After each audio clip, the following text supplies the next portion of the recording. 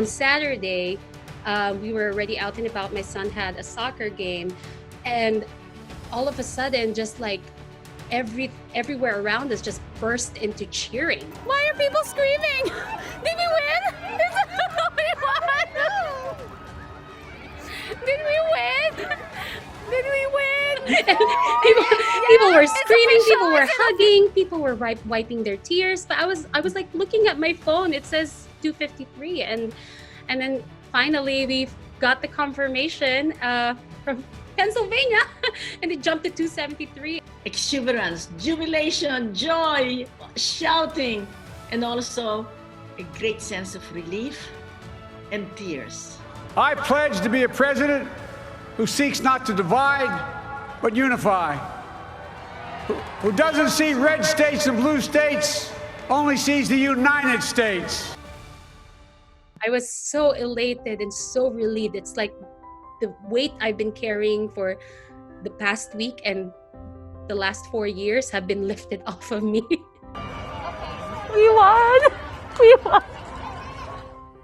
During the campaign and even before the election, in my bones, I knew that we are going to win, because how can God allow the United States to be ruled for another 4 years by this, by this man? I was like a ball of anxiety starting November 2nd, November 3rd. Everything, they said there was going to be a red mirage, but I was so scared that they would try to steal this election or invalidate it.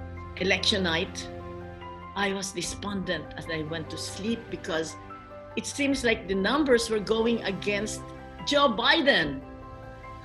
When I woke up the next day, slowly I was dreading opening up TV. And then there I saw, it's not yet finished. They're still counting. There's hope. And then I knew then that Joe Biden would win. It just felt great to be amongst young Filipino-American leaders who felt just as passionate as you, some of them also have children, and they were doing this so that our children could have a better future. We set out to really try to organize and energize our generation, which covers Gen X, Y, and Z, to get them to basically do what our titos and titas and FilAms4Biden are already doing. It's a lot of us who work together to gather a united Filipino. We were able to unite the East Coast and the West Coast, and to raise a lot of money. We have never raised this kind of money before. Phone banking, calling telephone friends, writing, texting, and together with Apala. And so we called Filipino to Filipino, and that was very effective. To tap into our generation, we really need to use social media. So another highlight for me was being able to launch Young FilAms4Biden in every platform. There's like YouTube, even TikTok. We had someone doing that because we know some of these like young kids, that's what they look to.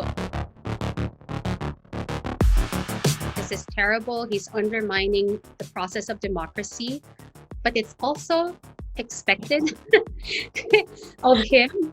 And 45 and his supporters are still going to keep on sowing doubt and try to invalidate the results of this election. So we think the best way for us is to counter what they're putting out there with true and well-researched content, which is what we've already been doing. Look, the people have spoken. 75 million, over 70 million.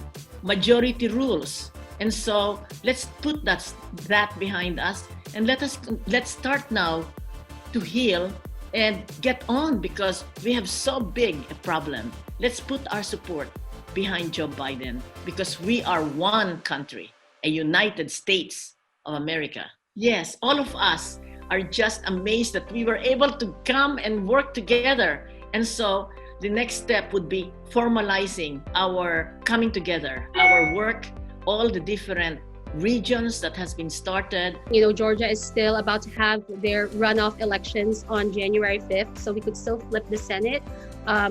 We could do phone banking and make sure that the youth in Georgia who are turning 18 before January 5th are all registered to vote in our voting group. Now we prove to ourselves that we can do it, that we can unite and work for a presidential candidate and raise the money that's needed to help the presidential candidate win. So it really is a first time, and I'm so grateful that it happened. I don't want to say too much, but right now I'm already planting the seeds in our group for possibly doing something similar for the 2022 elections in the Philippines. So stay tuned. We won! We won! We won!